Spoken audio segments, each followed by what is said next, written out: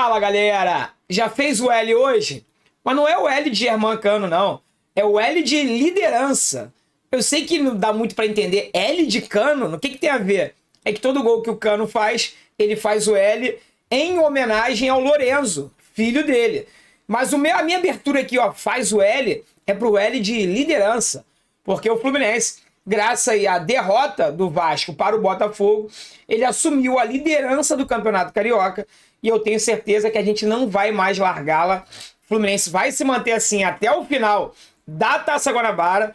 O time que termina em primeiro sagra-se campeão da Taça Guanabara e vai para a semifinal e a final do Campeonato Carioca, onde se sagrará campeão carioca em 2022.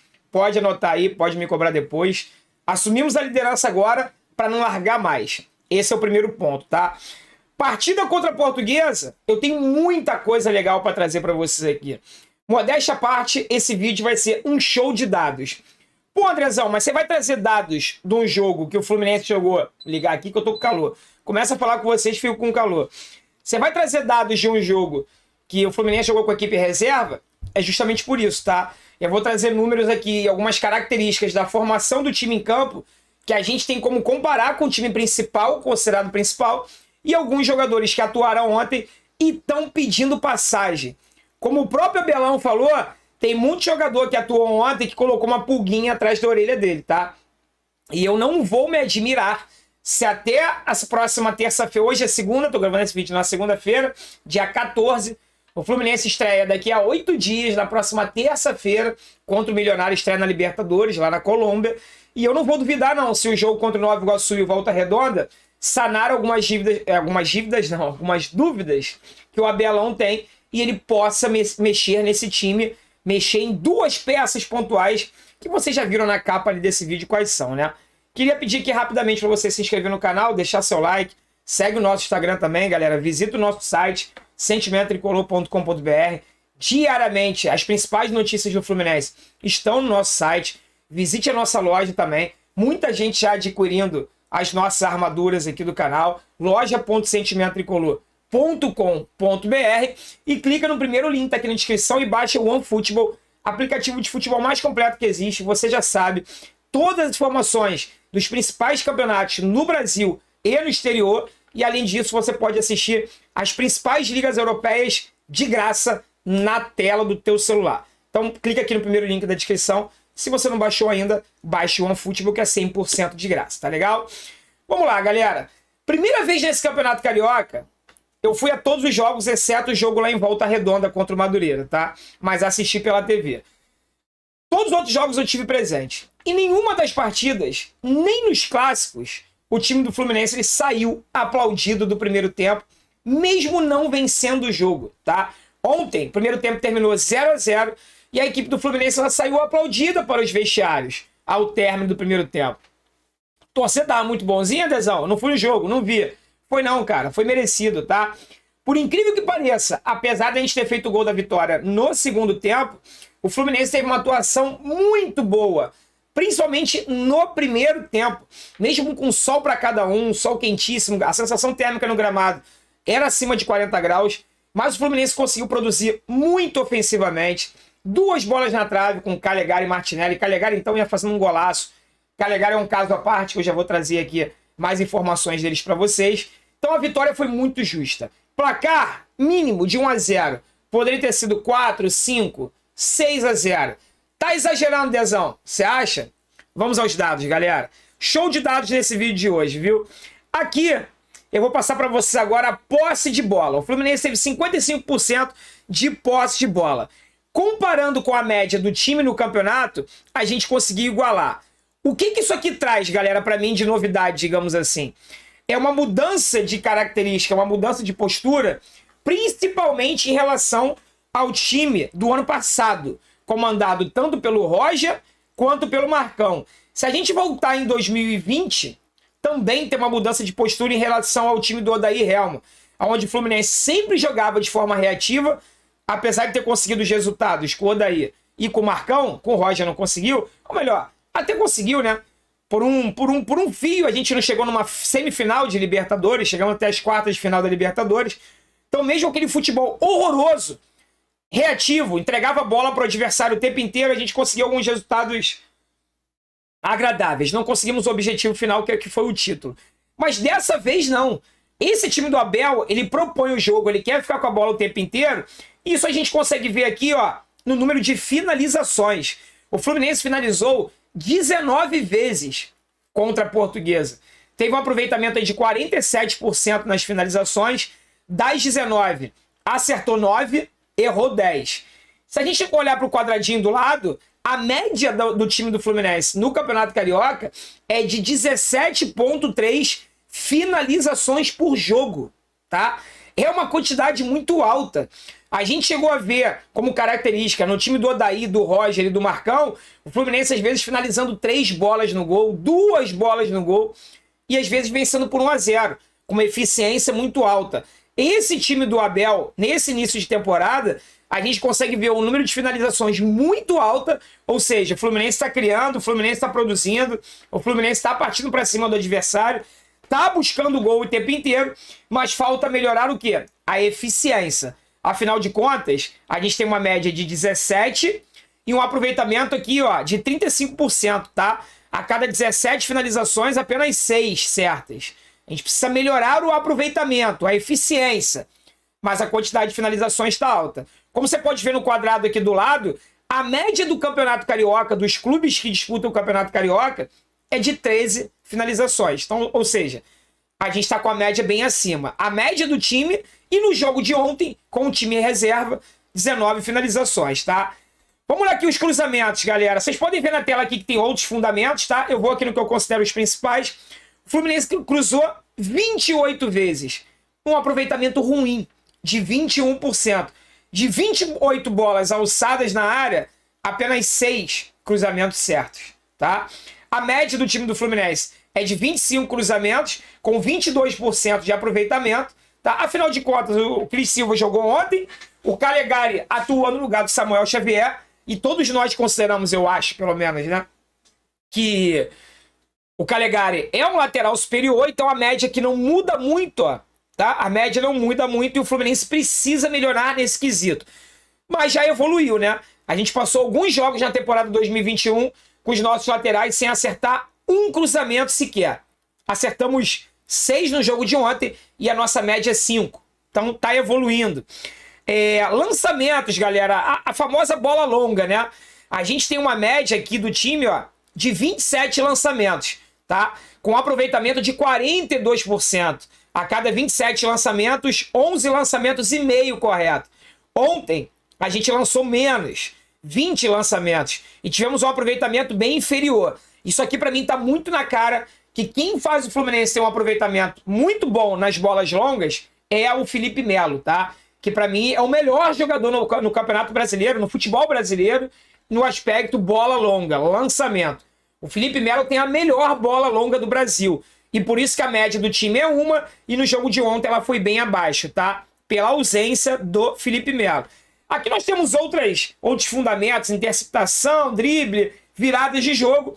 Mas vamos no posse de bola. Posse de bola eu já abri, né? Viradas de jogo, ó. O Fluminense ontem teve um aproveitamento muito bom, tá? 3 viradas de jogo, acertou as 3. A média do time também é essa, tá? Média de 3,2 aí, com aproveitamento de 2,8 viradas de jogo certas por jogo. Muito bom. Vamos olhar agora aqui o mapa de calor. O mapa de calor desse time do Fluminense, tá?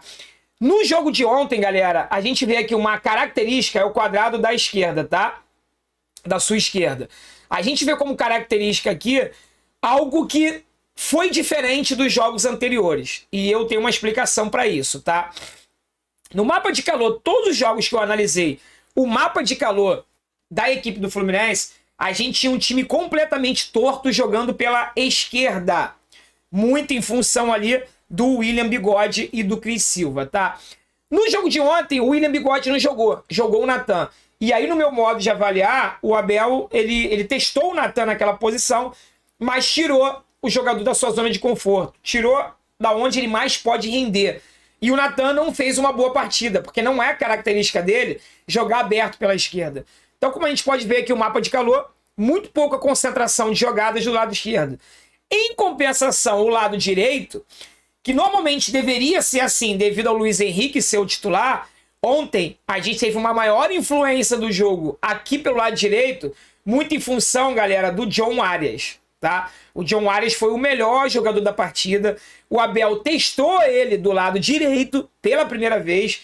A gente sabe que o John Arias é um ponto esquerda, a gente sabe que o Abel tem na cabeça dele que o John Arias pode render centralizado, apesar de eu discordar um pouquinho disso também. Mas o John Arias, aonde está colocando ele nesse Campeonato Carioca, ele está produzindo, está arrebentando. Até agora tem sido um dos principais reforços para a temporada 2022, apesar do John Arias não ter sido contratado em 2022. Ele foi contratado em 2021. O que a gente esperava dele em 2021, ele está fazendo agora, felizmente. Eu estou muito feliz com isso, tá? Eu queria botar para vocês aqui, galera, alguns números individuais, tá? Do jogo de ontem. O jogador que mais finalizou, por exemplo, do jogo de ontem, foi o Calegari, tá? Ele conseguiu finalizar aqui 4 vezes, só que ele errou 3 finalizações e acertou apenas uma, tá? O John Arias, ele finalizou também 3 vezes, também não, né? O Calegari finalizou 4. O John Arias, ele finalizou 3 bolas, acertando 2 e errando uma. O John Arias perdeu um gol cara a cara com o goleiro, foi infeliz ali naquela finalização, tá? Outros jogadores que se destacaram pela finalização foi o Martinelli, que acertou um balaço na trave também. Temos aqui o Germancano, que marcou o gol, né? Que foi a única finalização certa dele. As outras 2 ele errou. Tivemos o Cristiano, o Cris Silva finalizou 2 vezes também. O Nathan finalizou 3 vezes, apesar de ter aparecido pouco. Muita gente achando que o Nathan jogou mal. Conseguiu finalizar 3 vezes, errou 2 e acertou 1. E o Nonato, que me surpreendeu positivamente ontem, jogou muito bem, estava com pouca minutagem em 2022, também finalizou 2 vezes, tá? E aqui, galera, a gente consegue ter, ó, o número de todos os fundamentos. Vou colocar aqui o cruzamento, tá? Vamos ver o Calegari. Calegari cruzou 4 vezes, acertou 2 e errou 2. Já pode ser titular da equipe do Fluminense. Sabe por quê, galera? O Samuel Xavier, ele não acerta cruzamento nunca. Ele não acerta nenhum cruzamento, nenhum jogo, desde que chegou ao Fluminense. O Calegari teve um aproveitamento de 50% nos cruzamentos. Para mim, já pode ser titular absoluto, tá? Olha os números do Cristiano como são discrepantes. Ele cruzou 9 bolas, errou 7, acertou apenas 2. Capitão Moldávia tá evoluindo, tá melhorando, mas ainda precisa caprichar mais nos cruzamentos, tá? O Cano cruzou uma bola, acertou. O John Arias também teve um aproveitamento jogando de ponta direita, ou seja, ele foi bastante à linha de fundo e efetuou bastante cruzamentos para a área. Teve um aproveitamento bem ruim no quesito cruzamento, cruzou 9 bolas, errou 8 e acertou apenas uma. Repito, essa não é a principal função do John Arias, né? Então esses números, galera, dão uma noção pra gente dos jogadores que têm sido mais participativos e que estão pedindo passagem nessa equipe do Fluminense, né? E eu coloco ali, o John Arias não pode ficar de fora da equipe principal, que vai atuar contra o Milionários. Não importa o que o Abel vai fazer contra o Nova Iguaçu e Volta Redonda. Se ele tiver na cabeça, se ele achar um lugar nesse time pro John Arias jogar, eu já fico satisfeito, tá? Germancano demonstra mais finalização. As 2 vezes que jogou de titular, marcou o gol da vitória do Fluminense. Desses 15 pontos que a gente tem, pode colocar 6 na conta aí do Germancano, tá? Porque ele marcou o gol de 2 vitórias que o Fluminense venceu por 1-0 com o gol dele. Então, infelizmente, o Fred não pode ser titular. A gente tem que ter na cabeça, galera, que esse elenco do Fluminense... Eu ia falar time, falei elenco, mas vou voltar para o time de novo. Esse time do Fluminense, no meu modo de ver, ele não é composto por 11 jogadores não, tá?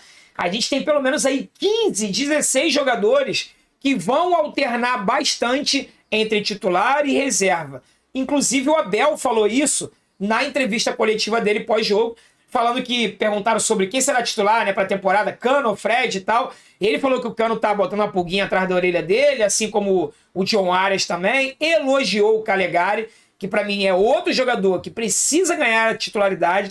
Se não for o Calegari, tem que ser o Iago testado na ala direita. E aí você abre espaço pro Nathan entrar no meio, ou o próprio John Arias entrar ali no meio.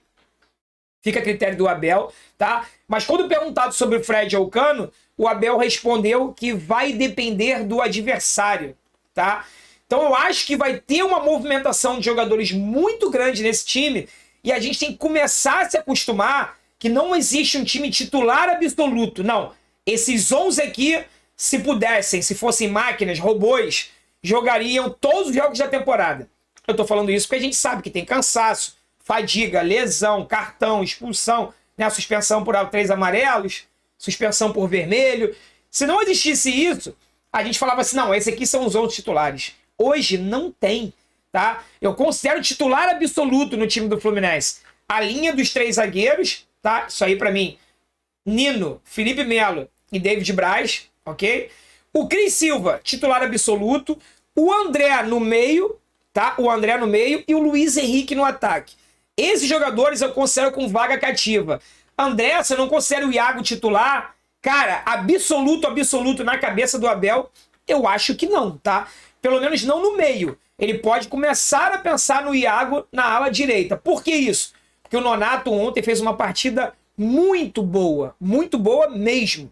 O Iago é um excelente jogador, é o nosso jogador de 5 pulmões, chega bastante na frente, ajuda, mas o Nonato ontem fez uma partida muito boa. Claro que o adversário era frágil, Portuguesa, que apesar de ser o melhor time dos considerados pequenos, não conseguiu ameaçar. O Fábio, galera, ele não fez uma defesa sequer. Ele tirou o uniforme, pendurou no cabide e já vai deixar para o Marcos Felipe usar no próximo jogo, tá? Que nem Soares suou, que ele não fez absolutamente nada. Então, quando a gente elogia alguns jogadores, a gente tem que levar em consideração que o adversário era Portuguesa. Mas é o que a gente tem. Eu já tinha falado lá atrás, né? O último grande teste seria contra o Botafogo, que é uma equipe de Série A, uma equipe com uma qualidade melhor em relação aos pequenos.